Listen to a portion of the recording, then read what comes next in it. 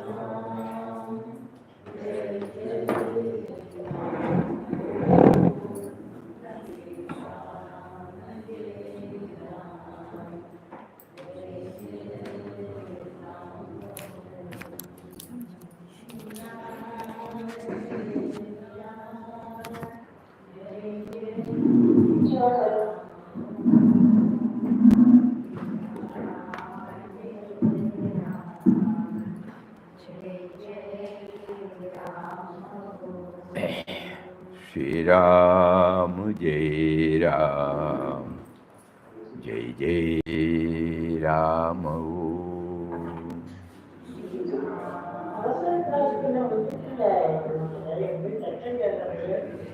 Shri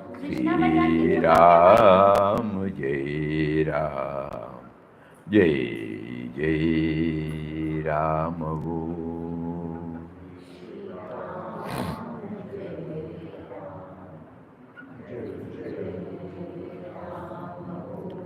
Shri Ram, Jai Ram, Jai Jai Ram. Om Shri Ram, Jai Ram, Jai Jai Ram. Off பண்றேளா?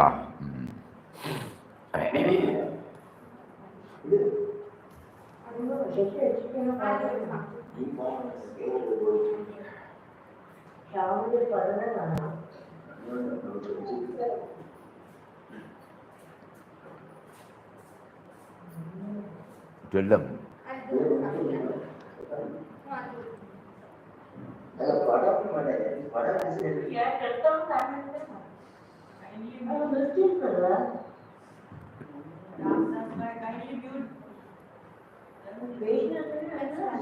Mute பண்ணுங்கோ ராம்தாஸ்.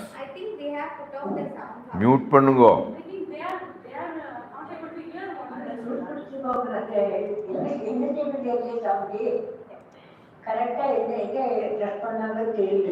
ஓ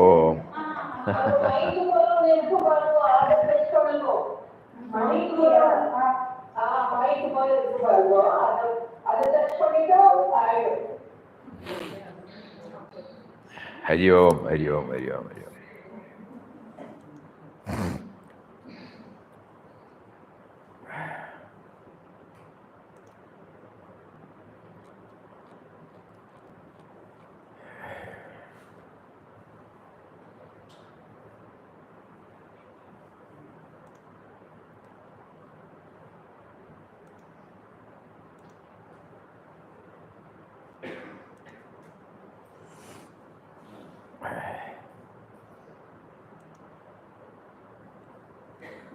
Yesterday we were going through the 7th chapter.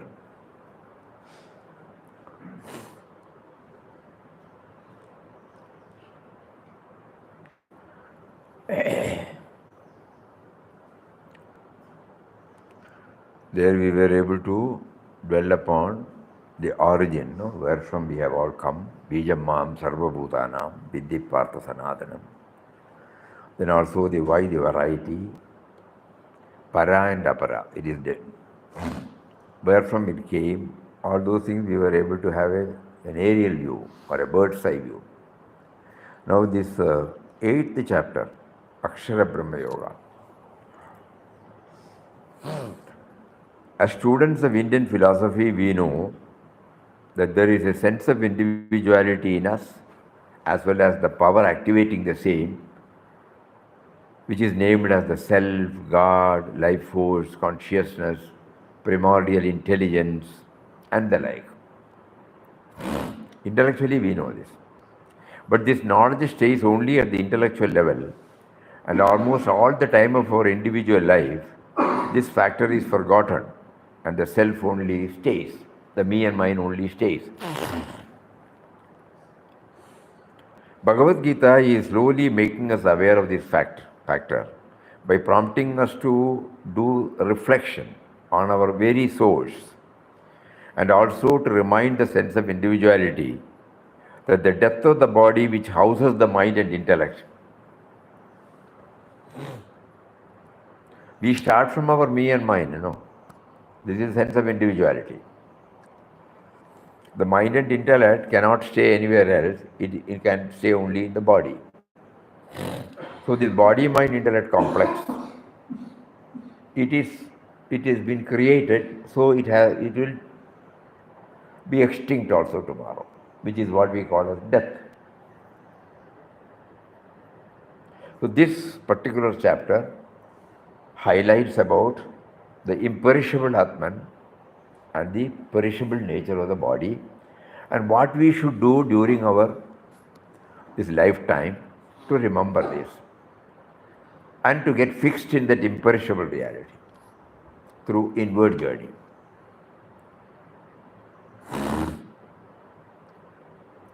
That is the theme of this chapter. As students of Indian philosophy, we know that there is a sense of individuality in us as well as the power activating the same, which is named as the self, God, life force, consciousness, intelligence, and the like. But this knowledge stays only at the intellectual level, and almost all the time of our individual life, this factor is forgotten, and only the small self, stays. Bhagavad Gita is slowly making us aware of this factor by prompting us to do reflection on our very source and also to remind the sense of individuality that the depth of the body which houses the mind and intellect. Normally we feel our life comes to an end with the death of the body. But Bhagavad Gita reveals the undying spirits. So at the time of the leaving the body, if you are blessed to remember the undying spirit, we will be saved from the thraldom of birth and death. This is what our scriptures have assured us. So in this is very important for us. Very important for us. Death is certain, no? Babaji says anything is uncertain, but death is certain. Only the time factor we don't know. So before the death takes place, before he calls us, how do we prepare ourselves? The sense of individuality. Can we prepare? If so, how can we prepare? That also the indwelling reality has to guide us. Our life provides opportunity for self-knowledge, imbibing good samskaras. Again.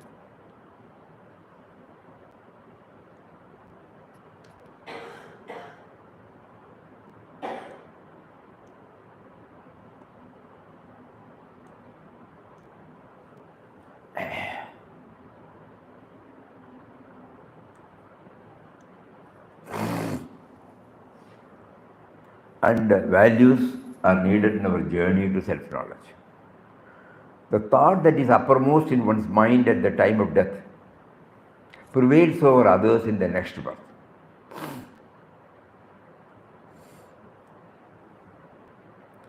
A person should experience the inner peace and fulfillment at the time of death. For this, one should make endeavors throughout one's life. Because we will not be able to remember him at the time of death, if we don't practice to remember him now.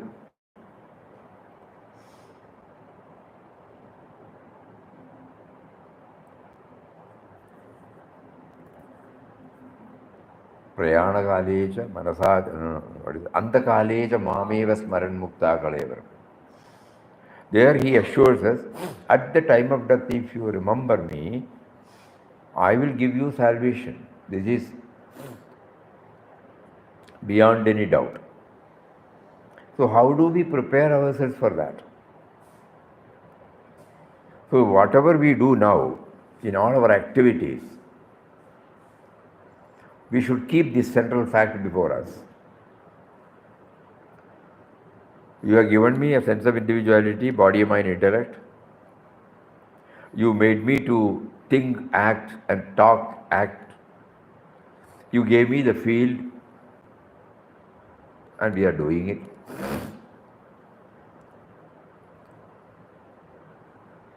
We also know that everybody has quit, so we also have to quit. And after that, what happens? We have no idea now. But we believe in the Shastras that if we have not exhausted all our unfulfilled desires or vasanas, we will have to get into a new one. That means we are unaware of his presence, we continue to become unaware of his presence. And we have seen in this life, the pendulum goes on. Today we are happy, next moment we are unhappy. We gain, we lose. This pendulum goes on. No? During our growth also we have seen nothing is permanent. Everything is subject to change. Is there anything which is not subject to this change? If so, how can I know about it? These are all the thoughts that will well up for a student of philosophy. So that is being answered here by Lord Krishna. So he assures us, the thought that is uppermost in one's mind at the time of death prevails over others in the next birth. That is the capital with which we start our journey to the next birth. A person should experience the inner peace and fulfillment at the time of death. For this, one should make endeavors throughout one's life. One should not delude oneself by imagining that one can continue one's sinful ways and that the name of the Lord will be on our lips at the last moment. The mind has to be trained and disciplined to remember God by strenuous practice right from childhood.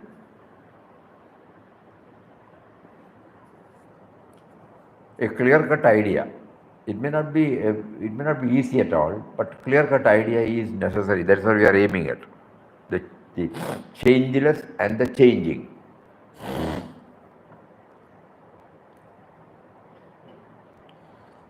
There is something that is changing, there is something that is not changing.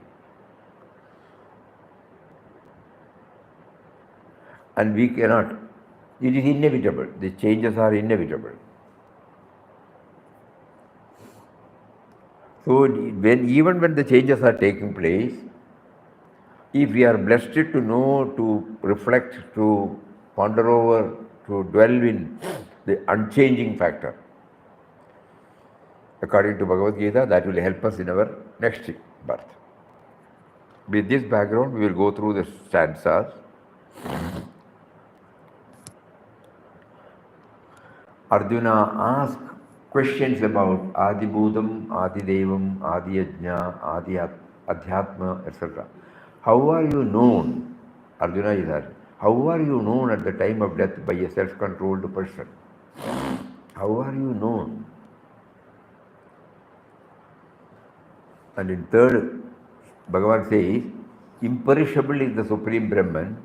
In individual it is called Adhyatman, and all actions pertaining to development of material bodies or the living entities is also known as karma. The perishable aspect of thing is Adibhudam, indwelling self is Adi Devata. I alone is the Ati Yajna in this body. He who at the time of death, meditating on me alone, goes forth, leaving the body, attains my being, there is no doubt about this. A great assurance.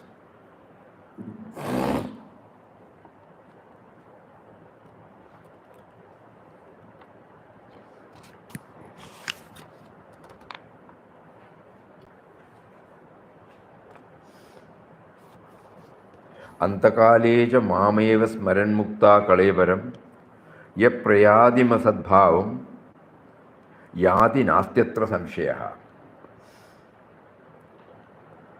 So it's a clear-cut assurance. He who at the time of death, meditating on me alone, goes forth, leaving the body, attains my being, there is no doubt about this. So how do I do that? No? So first of all, we should have a concept about him, no, right concept.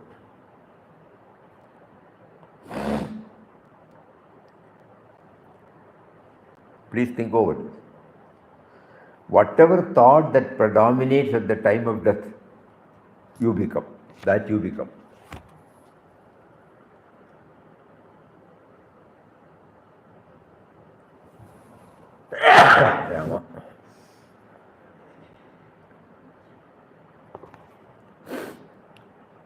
Yam yam vyapi smaran bhavam tyajatyande kalevaram tam tamevaidi kaunteya sada tat bhava bhavitaha.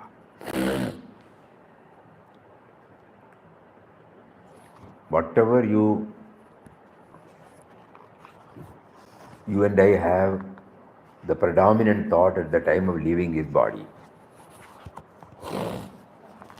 is also another question.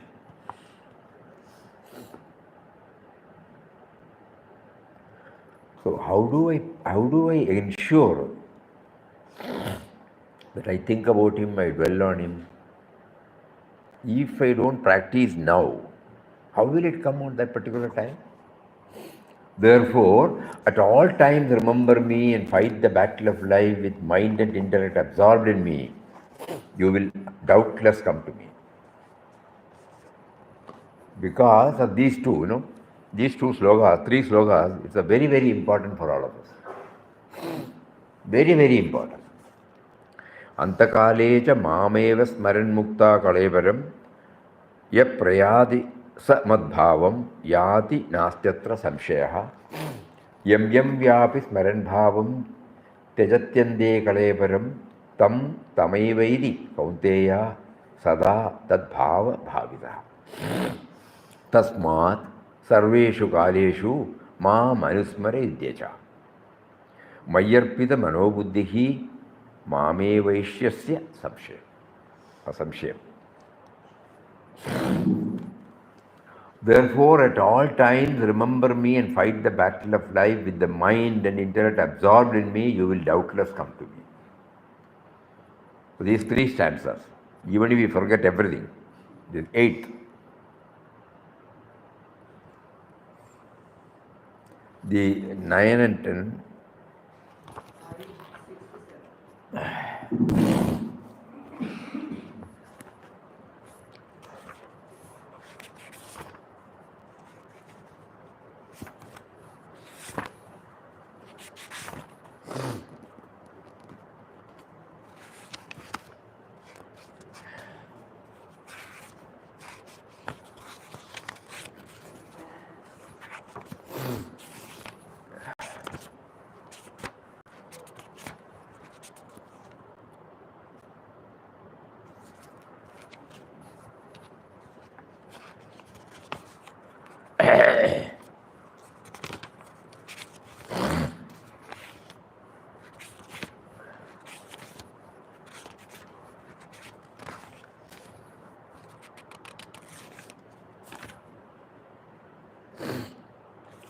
ജ്ഞാന വിജ്ഞാന യോഗം Kumbam.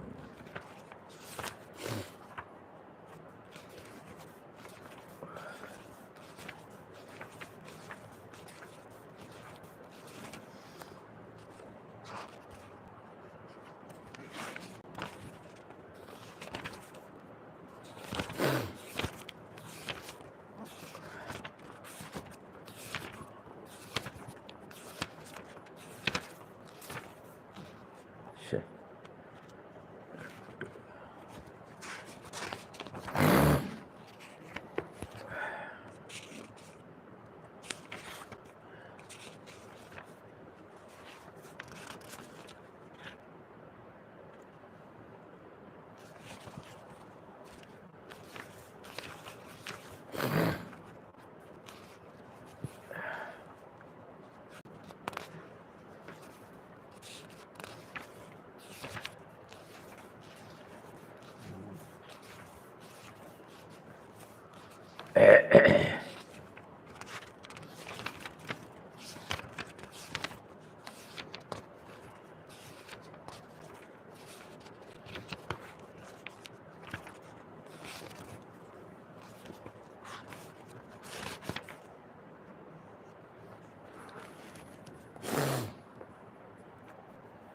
We are in the eighth,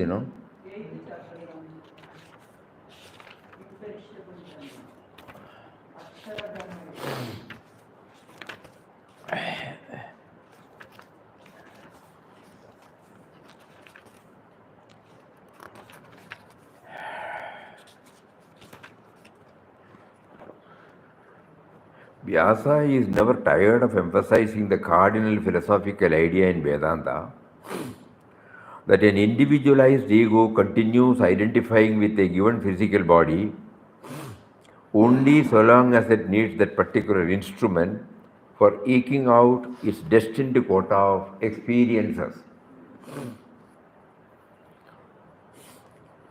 They are pre-programmed.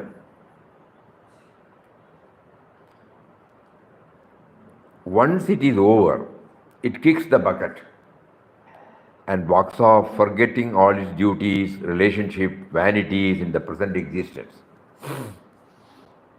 At this moment, a divorce from a given body, it is but logical to believe that its thoughts would be about the most predominant desire or aspiration in it, either gathered in the past moment of existence or acquired in the present life. The techniques of meditation and devotion constitute the art of tutoring the mind to keep in its unflickering flame of aspiration, so carefully trimmed and fed always that such a seeker at the time of death, meditate on me alone, goes forth, leaving the body. This last powerful willing, determined by the last thought, decides its destinies in the future. An ego that lived all its life in its egocentric vanities, identifying itself with merely the flesh and ever catering for the appetites, will be holding such sensuous vasanas that it must necessarily take a form lower in the evolutionary scale in order that it is acquired animal instincts.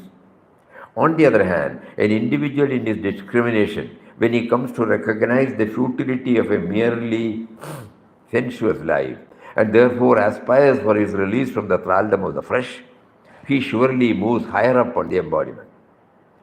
Faithfully following this theory, which is at once logical and reasonable, the science of life as enunciated in Vedanta declares that the last thoughts of a dying man order his future embodiments and determine his environmental therein. Therefore, Krishna insists here that one who leaves the physical structure with his mind completely turned toward the self, the higher self, will naturally reach the eternal and the immortal, the supreme abode, reaching which there is no return. Just like the river reaching the ocean. Then it becomes one with the ocean. So mentally we can try, this is the concept. The sense of individuality is a river having an independent identity But the flowing, what do you call, power, because of which the river is called a river. That flow takes the river, the leveled form of water called river, to the ocean, and the moment it reaches the ocean, the level is taken out. So this is what is picturized here. Therefore, Krishna insists here that one who leaves the physical structure with his mind completely turned toward the self, capital S, will naturally reach the eternal and the immortal. No statement of anyone, however great he may be, maybe he may be the Lord himself adorned in his full glory, is acceptable to the Aryan mind unless that statement is preceded by an indication of the entire line of arguments and thoughts that lead to the conclusion in the statement. Krishna respects all through the Gita the sacred tradition of the Aryan Dharma, and therefore, wherever he makes a direct statement, he either follows it up with a set of incontrovertible arguments, or wherever this is not possible, in a peroration, he guarantees the truth of his statement. There is no doubt about this, adds Krishna at the close of the stanza. But then there are no arguments that can conclusively prove his statement. Listen.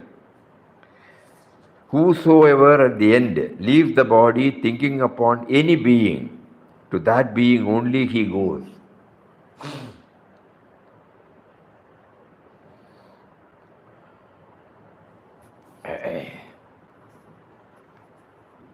One minute.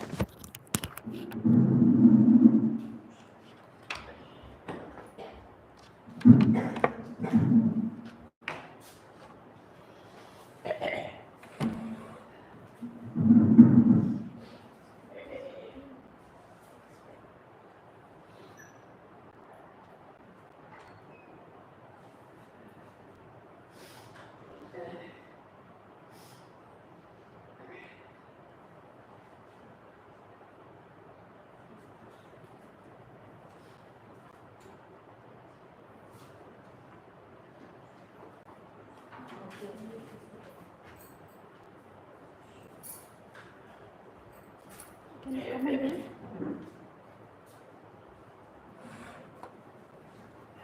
He wants to increase here.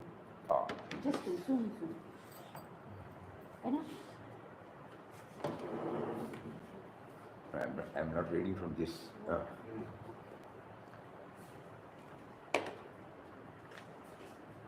Declaring this well thought out conclusion of the rishis, the self-dedicated thinkers of India, the Lord says, whatever object one remembers while leaving the body, that alone is reached by him, be it on a dog or on God.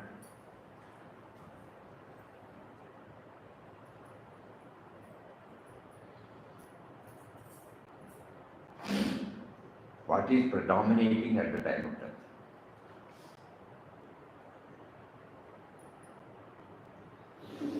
Perhaps some misguided old men of false renunciation in their senile as you think, so you become is a theory which is obvious to every intelligent man, even without intervention and explanation from any wise-looking philosopher. Thoughts guide all actions, and at any given moment, the run of thoughts in an individual is governed and ordered by the channel of thinking which he himself had ploughed in his bosom with his conscious and willful thoughts and actions in the past. Our vasana, that's what we mean. Naturally, therefore, a mental equipment that had been struggling during its existence is an embodiment to detach from the identification with that embodiment and to fix itself in the contemplation of the real and the eternal would be creating a new channel of divine aspiration, Adhyatma Samskara. The time of death, when the occupant of the body has packed itself up to quit, is not the moment to decide or to plan its travel. At such a moment, instinctively, its thoughts shall run through its habitual channels, and the flight of thoughts at that moment determines the direction of ego's pilgrimage. This stanza must have thrown a satisfying amount of illuminating light on the previous one, so that the raised brows of Arjuna settled down, expressing his acceptance of the theory in almost a pathetic mood of embarrassing approbation. As a deft advocate, championing the cause of Arjuna's spiritual redemption, Krishna grabs at the psychological moment by its forelock and hammers his instruction on what Arjuna should do, therefore, in the life. So if I have to ensure that God predominates at the time of leaving this body, I must practice it now and here. So the next stanza says, Tasma Sarveshu Kaleshu Mam Anusmaretyacha.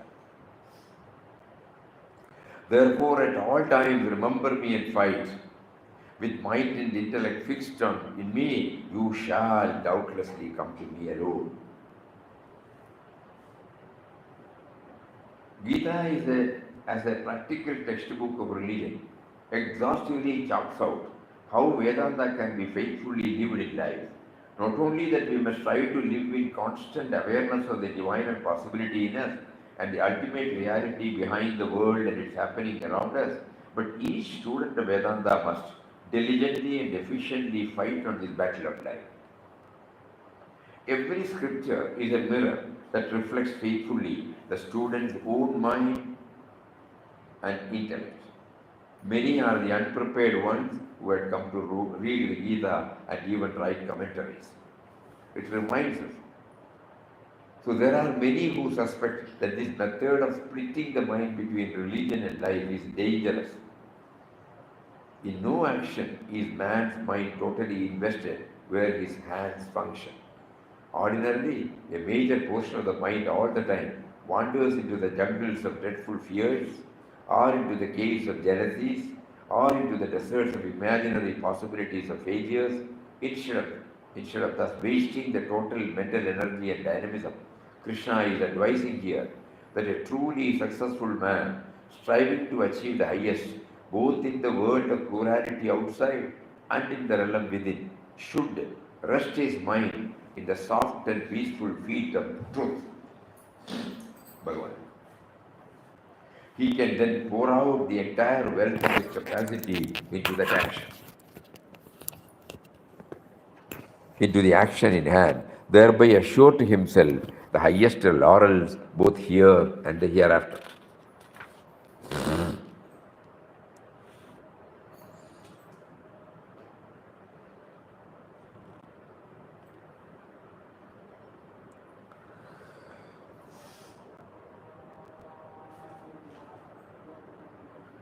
So every day, that is why we have some regular practice.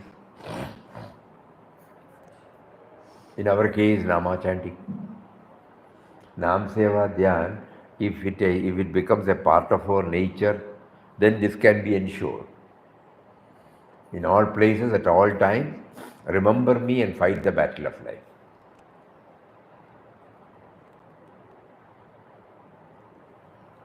There are many stanzas which say so, but these three stanzas, kindly remember. At the time of death, if we remember him, he will take us unto himself. At the time of death, what is predominating in our mind, that we will become. Therefore, Tasma Sarveshu Kaleshu Mam Anusmarityacha. These three slogas.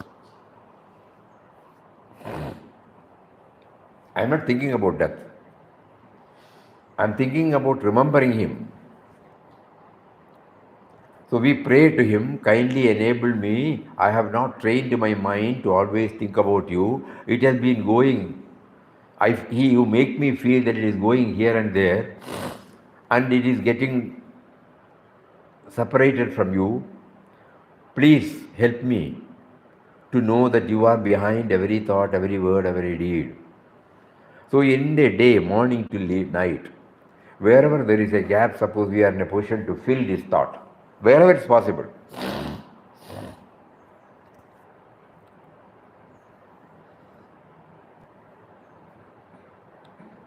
In one go, it may not be possible at all.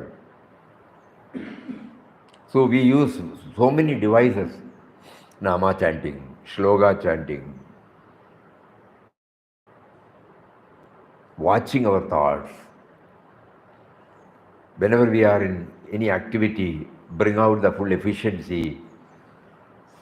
Try to remove the me and mine factor in that. So many such dimensions.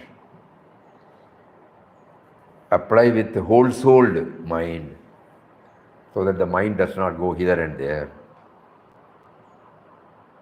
Ekagrata is developed.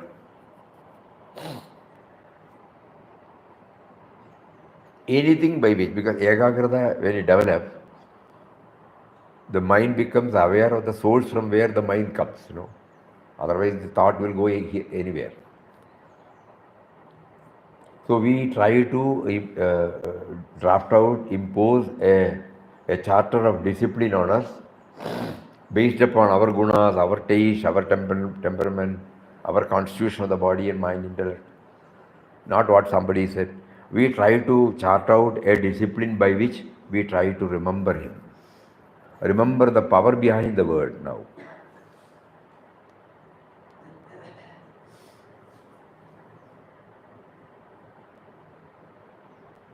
So very important.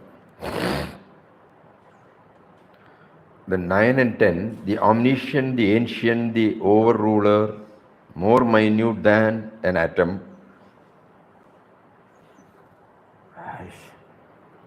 the sustainer of all, of form inconceivable, self-luminous like the sun, beyond the darkness of Maya, on whom meditates on him, thus at the time of death, full of devotion, with the mind unmoving and all power of yoga, fixing the whole prana between the eyebrow, such a one goes to the Supreme Purusha.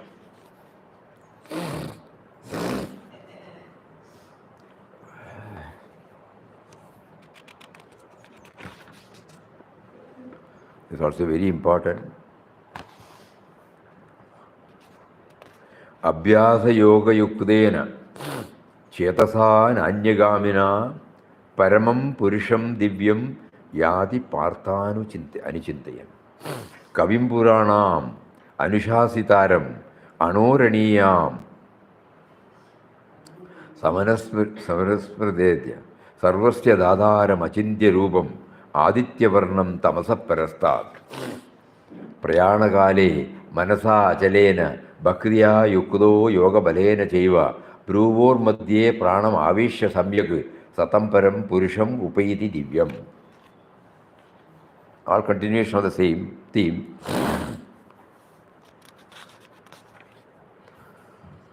The term death with the mind not moving towards any other thing. Mind is steadfast by the method of habitual meditation. This word is habitual meditation. Abhyasa yoga yukdena. Through regular practice, straight away suppose we sit, we may not be able to. Probably that is why Papa is nowadays asking us to observe one day Mauna in a month. So that 7 or 8 or 9 hours, at least we are not talking. And during that, at least for 3 hours we are sitting. And rest of the hours we are trying to concentrate upon one thing at the exclusion of all the other. With this practice should come, not merely 1 hour. So every day we must sit for meditation. What we are trying every day in the morning here. With the help of mental chanting. Please think about it. With the mind not moving towards any other thing, made steadfast by the method of habitual meditation and constantly meditating on the Supreme Purusha, he goes to him. And the next stanza, Kavim Puranam, whosoever meditates upon the omniscient, the ancient, the ruler of the minuter than an item,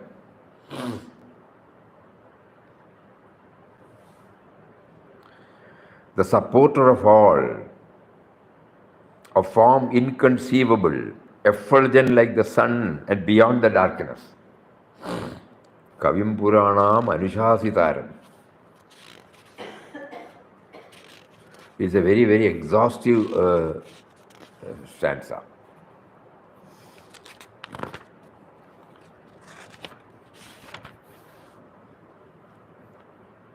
So the omniscient, ancient overruler, more minute than an atom, the sustainer of all, a form inconceivable, self-luminous like the sun, beyond the darkness of Maya, one who meditates on him thus, at the time of death, full of devotion, with the mind unmoving, and also power of yoga, fixing the whole prana between the eyebrows, such a one goes to the Supreme Purusha.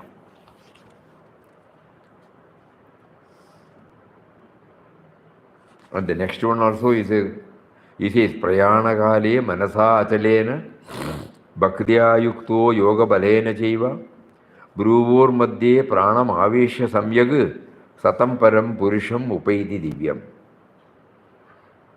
Controlling all the senses, confining the mind in the heart, drawing the prana into the head, occupied in the practice of concentration, uttering the one syllable Om, meditating on me, one who so departs, leaving the body, attains the supreme goal.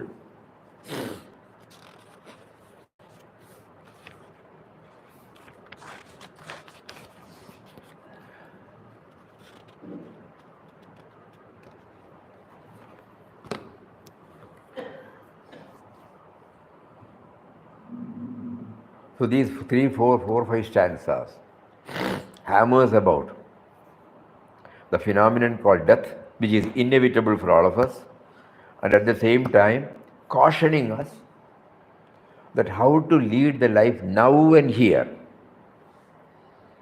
The other one is inevitable. We cannot stop it, but it will come. So before that, how do I prepare the mind and intellect?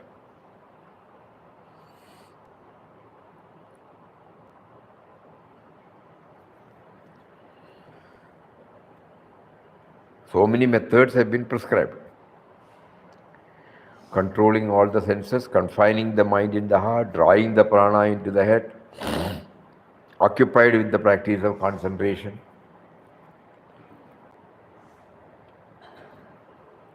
I am really attainable by the ever steadfast yogi who remembers me constantly, daily with the single mind. So this is an assurance. I am easily attainable. Today we find it difficult because the mind is running riot. It is turbulent.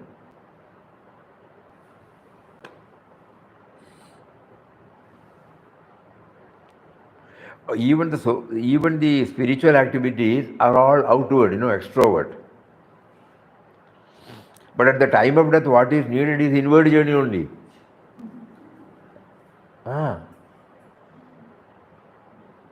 Which fact we have not up. We thought, this will be all right. No, it is not. Bhagavad Gita clearly says that. Unless and until we turn the mind towards him who is behind, again birth, again death. In Bhajagovindam says, Punarapi Jananam, Punarapi Maranam, Punarapi Janani, Jadare Shayanam, Iha Samsare, Bahudustare, Kripaya Pare Pahi Murare. Here also he will say, I think in this stanza, that this is Dukkhalayam Ashashvatam. I don't want to come back here.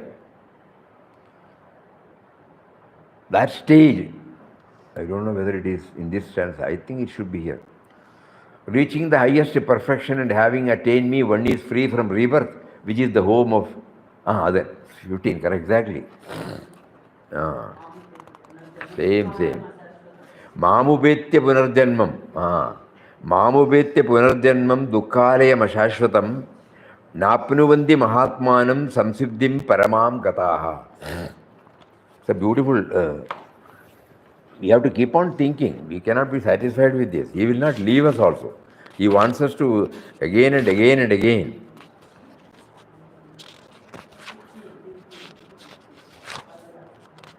Mamupetya punarjanmam.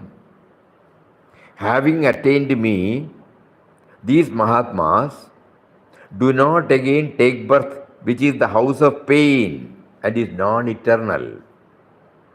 They having reached the highest perfection. To any practical minded man of the world, as Arjuna was, at this juncture of the discourse, an ardent doubt can rise in his profit hunting mental estimation of what he has heard.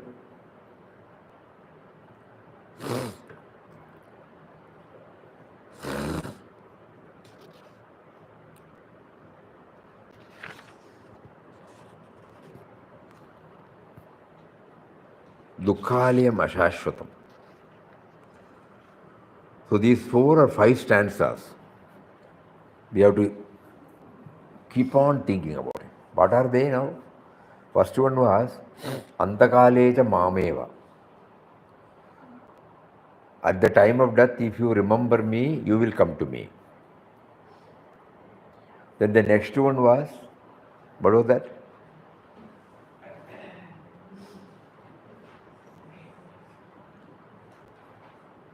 Whatever that thought that predominates at the time of death, I become that. Therefore, always, at all times and in all places, remember me and fight the battle of the constant God remembered. And now he also says that when once we reach there, we will never think about coming back here. Why? This is Dukkhalaya Mashashvat. So all my craving to hold on to whatever I have been hugging, that gets dropped off by contemplating seriously upon this. And for that, we don't have to say that the Gita says I should do. No. We look back our own life. What was our priority when we were 3 years, 4 years old? What was our priority when 10 years, 15 years old? What was our priority when we were 20, 25? What was our priority in 30, 35? Or like that, then suddenly we find everything gets dropped, shifting to new priorities, preferences. The charm we had for the earlier, which had lost. We were not satisfied. So we look back our life now. Do I want to come back and lead such a life where the monotonous march goes on? So I pray to him. I have been told you are behind all these mischiefs. Enable me to realize you. Enough is enough. I don't want, you may do whatever you like with my life. Just as you have given me the freedom, I am giving you the freedom to you. But enable me to remember you, that's all. Even if you give me a future life, it should be in remembrance of you. Then I will not have any complaint. Now I complain because you are not there, only I am there. And because of that, so many limitations, so many stress I am passing through. Even if all material needs are met with, the bodies, the aching of the body, the troubles of the body, the aging nature of the body, that makes my life miserable. Something should be there to make me miserable, When everything is provided, material things are provided, emotional things are provided, people are there to love you. Everything is there, but still, at some point of time, when you get one disease, finish, that occupies your whole mind. All the other thing fades into insignificance. Pain. How to get rid of this pain? No. And nobody is free from this also.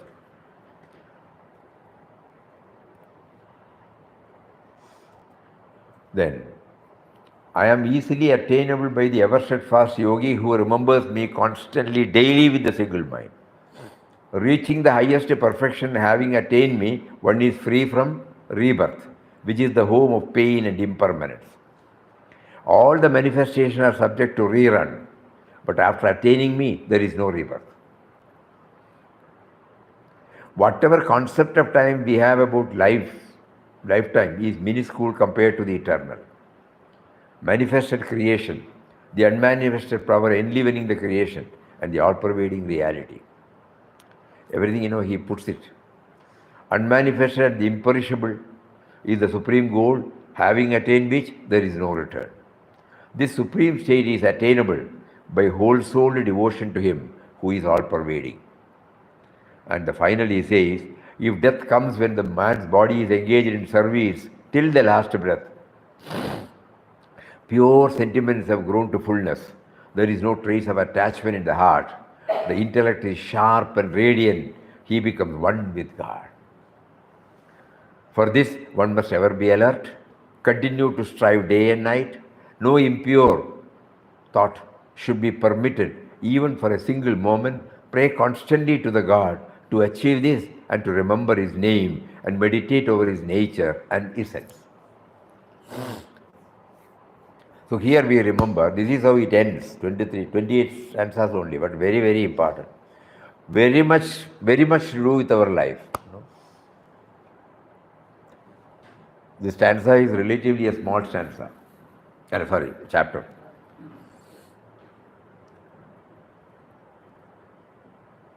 But how he cautions us, how he assures us.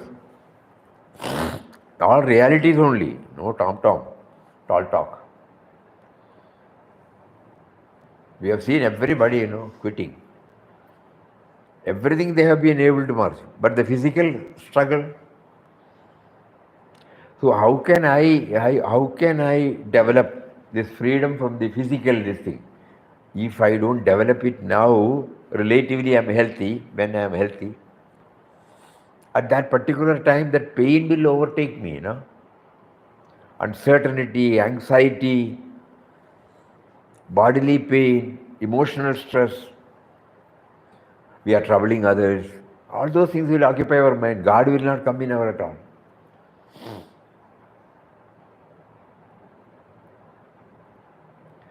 One saint by name, Nitya Chaitanyati, he was also laid up.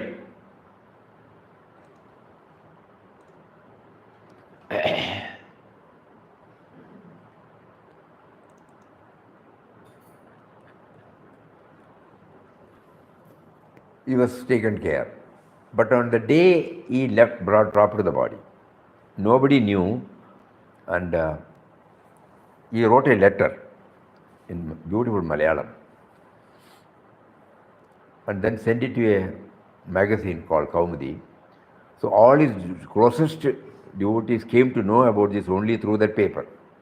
None knew about it. And you know what he has written? It is Malayalam, so we have translated. The long story of my life is going to end. It contains innumerable narratives, novels, dramas, long and short poems, cherished memories, efforts for deeply dwelling on what has been experienced, observed, travelogues. The throbbing heart gently and lovingly witnessed all the above. I reverently and gratefully remember, see, this is how in the last moment, I reverently and gratefully remember the love, the compassion, enriching diets, charming environment, attentive nursing showered on me. There has never been any wanting in my life. I received top-class nurturing in childhood days. My parents and teachers guided me with a deeper insight. The end of my childhood days and beginning of youthful life opened up my eyes for a wider world. Then followed the inspiring 24 years where my spiritual preceptor gave me effective teachings. The next 40 years of life witnessed the revelation of my heart and soul through my unstinted effort. The smoothening vibration of my heart was the expressed form of a poet with a broad vision and an artist of human love. Now, this sentence, if we can capture this sentence and imprint in our heart, when I look back, I feel free from grumblings and complaints. Till today, I have been blessed with all that is good and great. Thus, whenever any repair was needed during the last 75 years of my life, which has been like the flow of Ganga or Nile River, the same was done with love and compassion. Even when the body or mind needed some repair. And last line, I should not give trouble anymore to my body, who has been my good and constant companion right from my birth. Time has now come to fold my wings. Everything has to have its end. It is my duty, responsibility to conclude this journey gently with all its splendor and beauty. With a sense of gratitude, I thank you, O the great Lord of Lords. Nandi Mahaprabhu, Nandi. You gave me a sense of individuality, giving it back. You gave me the freedom also to give it back to you. And you tested me while I get stuck with anything else. But by your grace, I was able to remember everything in the positive way. And with a heart free from grumblings and complaints, I place it back. With the freedom you have given, I place it back. Because I know everybody has got a time. Now the time that I should not give trouble anymore to my body, who has been my good and constant companion right from my birth. Time has come to fold my wings. Everything has to have its end. But it is my responsibility to conclude this journey gently with all its splendor and beauty. Those who know Malayalam, they will be able to enjoy these words. ജനനം മുതൽ എന്നോടൊപ്പമുള്ള ശരീരമെന്ന ഈ നല്ല കൂട്ടുകാരനെ ഇനിയും ഞാൻ പീഡിപ്പിക്കരുതല്ലോ. I should not trouble him. ചിറകൊതുക്കാൻ നേരമായി. Time for folding my wings. എല്ലാം തീർന്നല്ലേ തീരും.